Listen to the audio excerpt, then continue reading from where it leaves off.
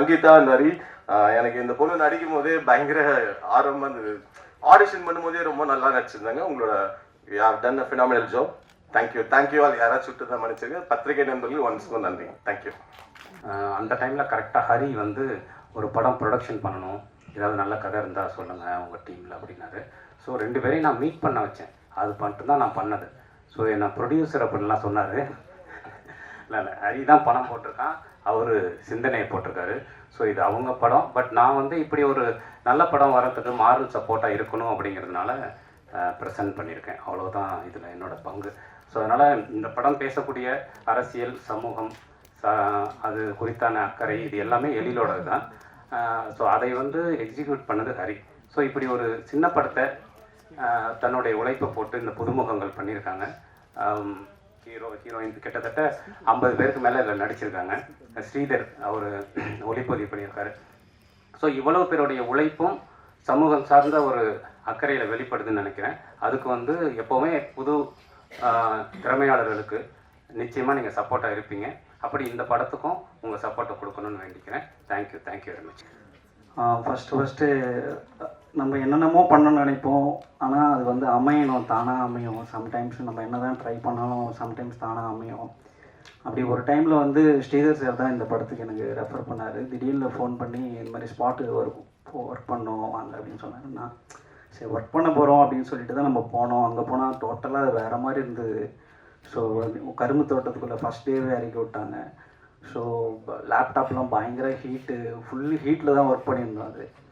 So இப்படிப்பட்ட ஒரு output வரும் அப்படின்றது உங்களுக்கு பிடிச்சிருக்கும்னு நினைக்கிறேன் படம். பட் ஆனால் எனக்கு நான் போய் ஃபஸ்ட் டேலேயே நான் ஸ்பாட்டில் ஒர்க் பண்ணும் போது இந்த கதை ஒரு இவ்வளோ இம்பேக்ட்ஃபுல்லாக வரப்போகுதுன்ற ஒரு வைப்ரேஷன் எனக்கு அங்கேயே தோணிச்சு. ஸோ ஸ்ரீதர் சாருக்கு என்னுடைய நன்றி. இப்படிப்பட்ட ஒரு படைப்பில் எனக்கு ஒரு சான்ஸ்.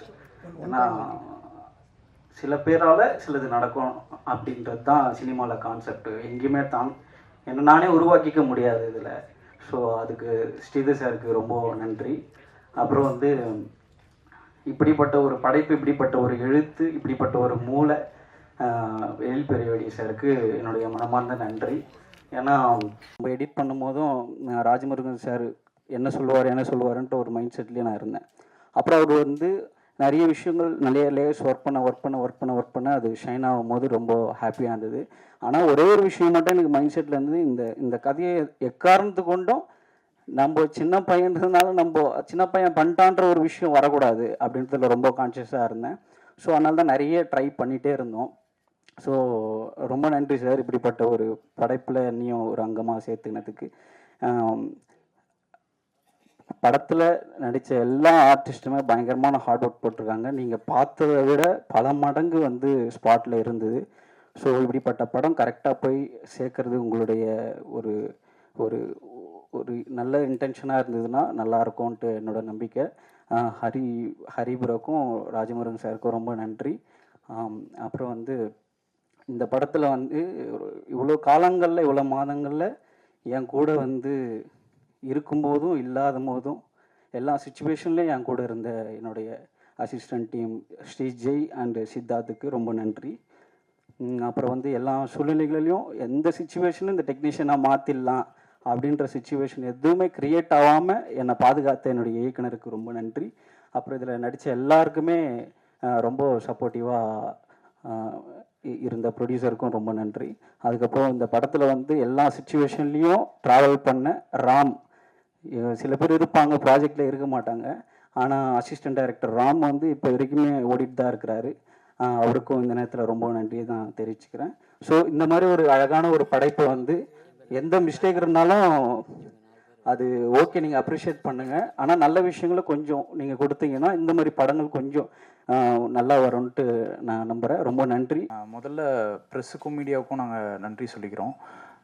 இது வரைக்குமே எங்கள் எல்லாருக்கும் ரொம்ப சப்போர்ட் பண்ணியிருக்கீங்க, எங்கள் டீமுக்கு சப்போர்ட் பண்ணியிருக்கீங்க. இது என்னோடய 3வது படம். நான் ஹீரோ ஆகிறதுக்கு முயற்சி பண்ணி வாய்தா, முந்திரிக்காடு அதெல்லாம் நடிச்சிட்டு இருந்தேன். ராஜமுருகன் அண்ணன் வந்து எனக்கு வந்து அண்ணன், அவர் வந்து கைடு. அவரோட ஆஃபீஸ்க்கு போகும்போது தான் எழில் சாரை நான் வந்து மீட் பண்ணேன். அவர் வந்து இந்த கேரக்டர் வந்து பண்ணிப்பார் அப்படின்னாரு. எனக்கு ஃபஸ்ட்டு ரொம்ப பயமாக இருந்தது வில்லனாக நடிக்கிறதுக்கு. எப்படி நம்மளால் பண்ண முடியுமா அப்படின்னு தெரியல. அப்புறம் எழில் சார் ஒரு நாள் ஸ்கிரிப்ட் படிக்க சொல்லிவிட்டு அப்புறம் வந்து நடித்து காமிச்சார். இப்போ படம் பார்த்துட்டு எல்லாருமே வந்து ரொம்ப பாசிட்டிவாக சொல்கிறாங்க.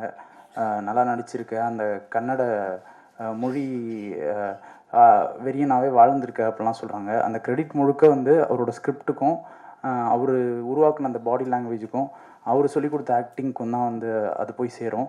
இதை ரொம்ப அழகாக வந்து ஸ்ரீதர் சார் வந்து படம் பிடிச்சிட்டாரு. ஸ்ரீதர் சார் வந்து கிட்டத்தட்ட எனக்கு வந்து பிரதர் மாதிரி ஆகிட்டார்.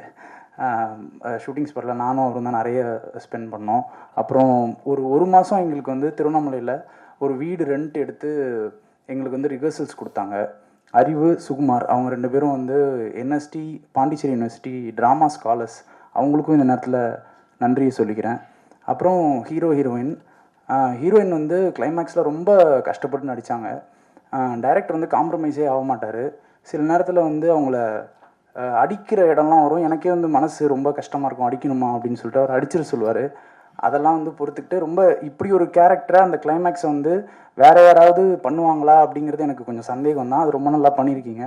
அதே மாதிரி ஹீரோவும் வந்து எனக்கு வந்து பிரதர் மாதிரி ஆகிட்டார். ஏன்னா நாங்கள் ட்ராவல் பண்ணது வந்து ஒரு 2-3 வருஷம் கிட்டத்தட்ட நாங்கள் ட்ராவல் பண்ணிகிட்டே இருந்தோம்.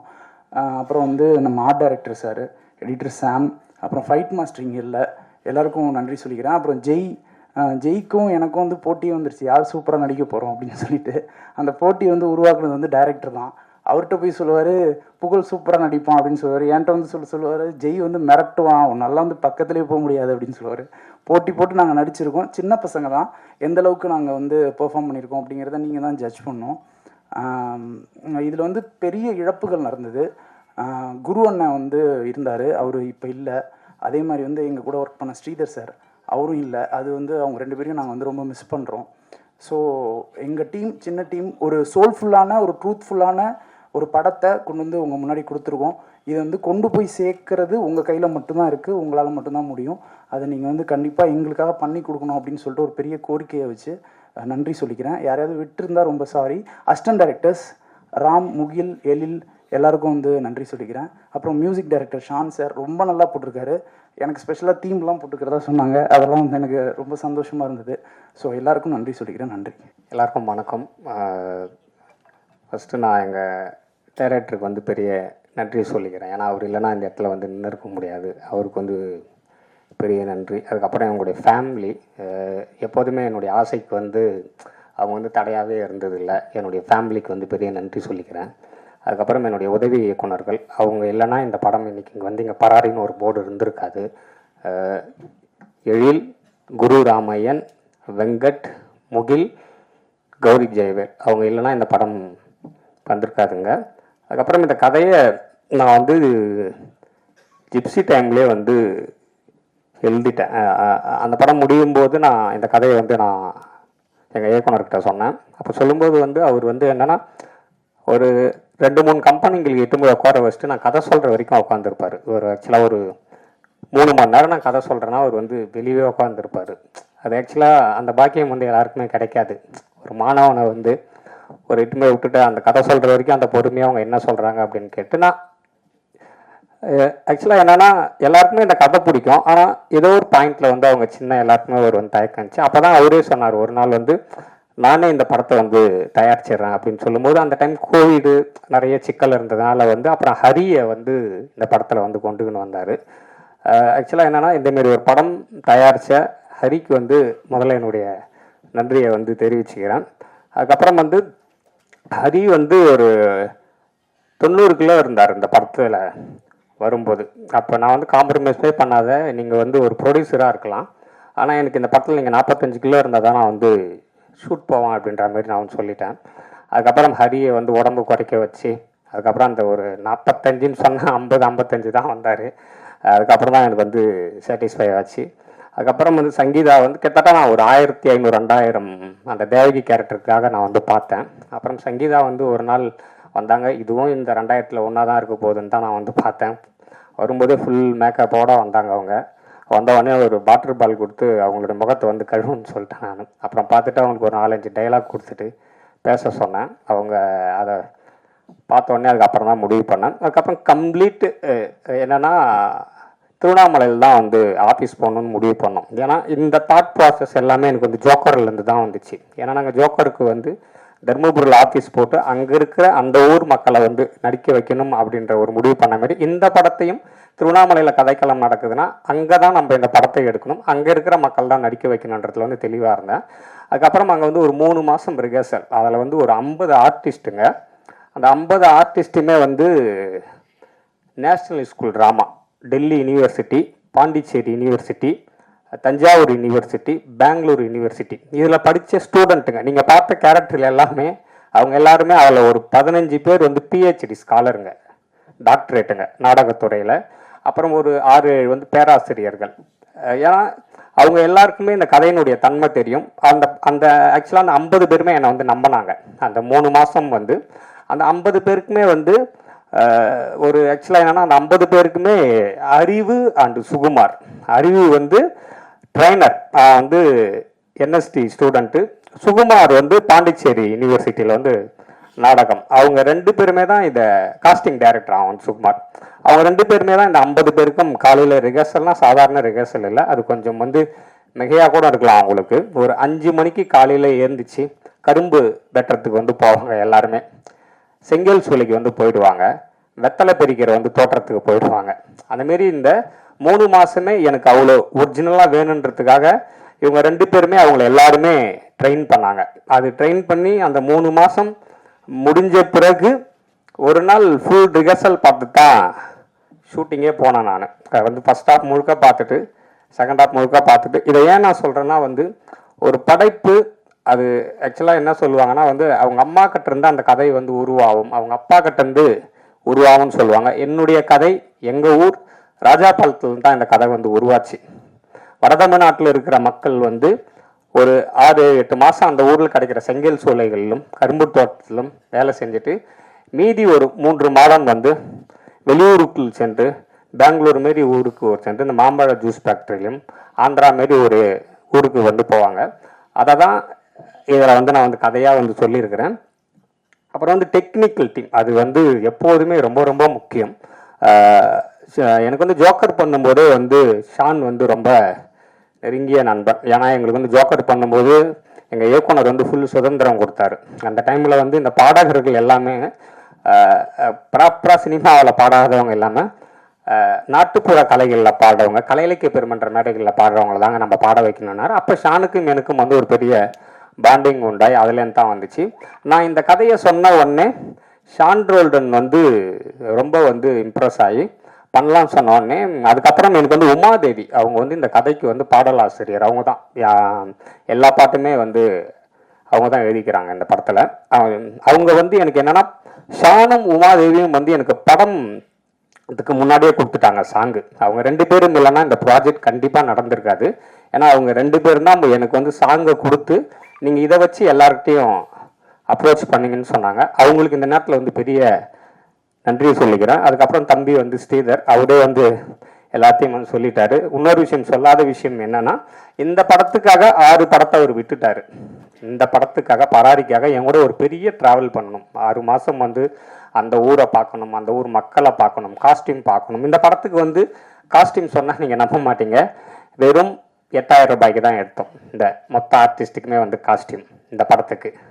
அதனால் இவ்வளோ பெரிய வேலை இருக்குது. அதனால் எங்கூட வந்து ஒரு பெரிய ட்ராவல் பண்ணுன்றதுல வந்து ஒரு 6 படத்தை விட்டுட்டு இந்த படத்துக்காக இந்த நிமிடம் வரைக்கும் என்னை வந்து தூக்கி சுமக்கிறதுல வந்து ஸ்ரீதருக்கு வந்து பெரிய பங்கு.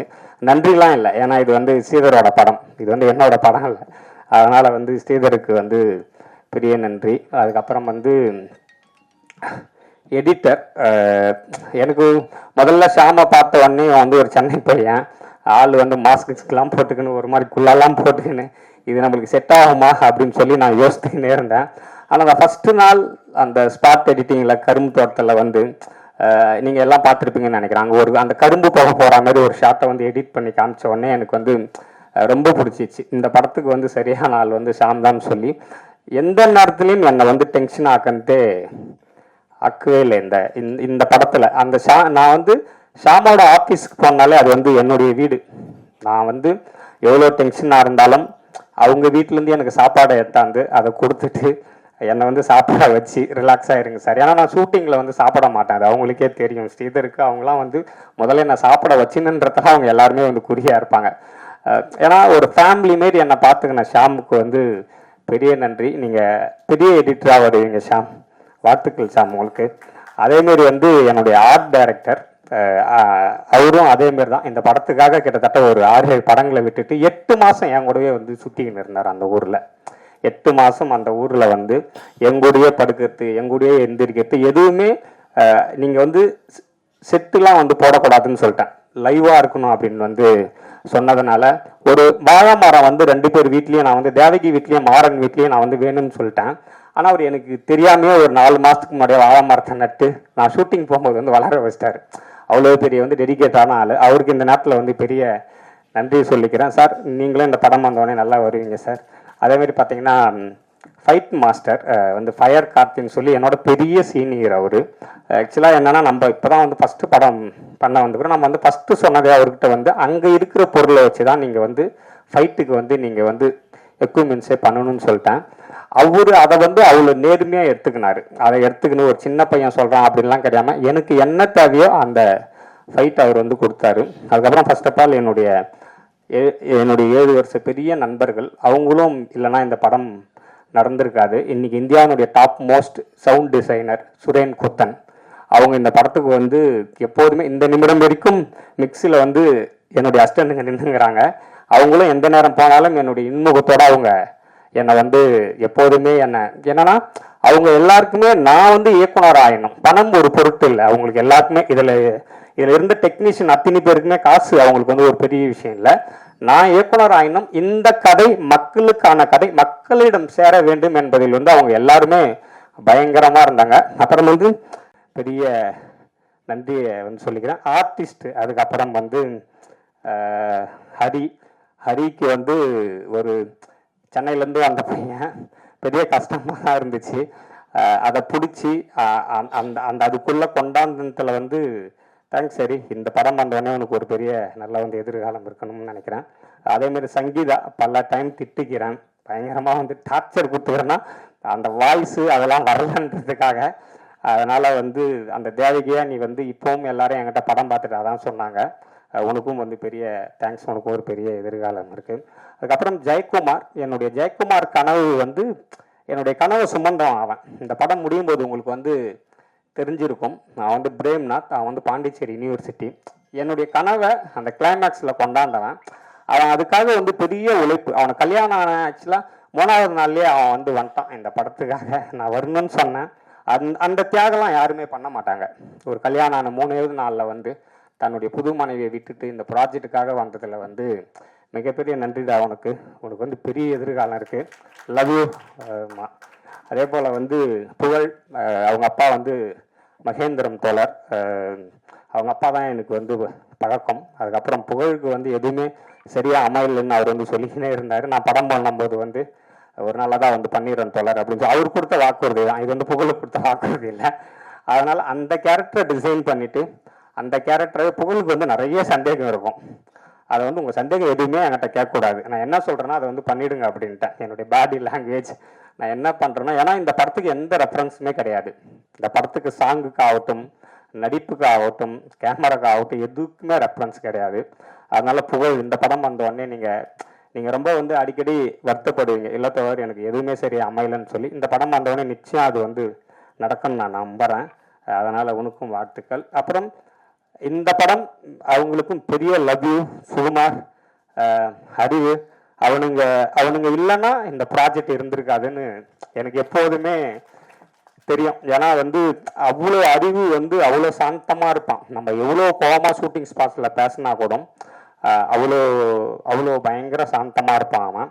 அதேமாதிரி சுகுமாருக்கும் வந்து ஒரு பதட்டம் இருந்துக்கினே இருக்கும், அண்ணனுக்கு இது வந்து சரியாக வந்துடணும் சொல்லி. அதேமாரி என்னுடைய 50 ஆர்டிஸ்ட்டுங்களுக்கும் பெரிய பெரிய பெரிய நன்றி. அவங்க இல்லைன்னா இந்த படம் இல்லை. அதேமாரி ஒரே ஒரு விஷயந்தான் நான் வந்து சொல்லணும்னு ஆசைப்பட்றேன். இந்த பூமிக்கு எல்லாருமே நம்ம வந்து விருந்தினர்களாக தான் வரோம். இங்கே இருக்கிற வந்து எதுவுமே நம்மளுக்கு வந்து சொந்தம் கிடையாது நம்மளுக்கு. அதேமாரி இந்த பூமியிலேருந்து நம்ம போகும்போது யாருக்கும் எந்த இடைஞ்சலும் பண்ணாமல் நம்ம இருக்கிற நல்ல விஷயங்களை அவங்களுக்கு வந்து சொல்லிட்டு போகணும் தான் இந்த பராரியோட கதையே. அதை வந்து நான் எப்போதுமே பத்திரிகை தர்மத்தை வந்து நான் வந்து நம்புவேன். ஒரு நல்ல படைப்பை வந்து மக்கள்கிட்ட கொண்டு போய் சேர்க்கறதுல வந்து நீங்கள் எப்போதுமே அதில் வந்து முதன்மையாக நிற்பீங்க. இந்த 50 பேரோட உழைப்பு அது வந்து நீங்கள் மக்கள்கிட்ட வந்து சேர்த்துருவீங்கன்னு நான் நம்புகிறேன். அப்புறம் இந்த படத்துக்கு வந்து அதிகாலை என்னை எழுப்பி டீ கொடுக்குற அந்த தம்பிக்கும், நான் சாப்பிட்டுட்டு நான் வைக்கிற தட்டை கழுவுற அந்த அம்மாவுக்கும் இந்த பராரியில் பங்கு உண்டு. இந்த பராரி என்பதே ஒரு கூட்டு முயற்சி தான். அவங்க எல்லாரும் சேர்ந்தத்தான் இந்த பராரி. அவங்க இல்லைன்னா இது வந்து நடந்திருக்காது. மீண்டும் உங்ககிட்ட ஒரே ஒரு கோரிக்கை தான் வைக்கிறேன். நல்ல படைப்புகளை எப்போதுமே நீங்கள் வந்து மக்கள்கிட்ட வந்து கொண்டு போயிடுவீங்கன்னு எனக்கு தெரியும். இந்த நல்ல படைப்பை மக்கள்கிட்ட நீங்கள் வந்து கொண்டு போகணும். நன்றி.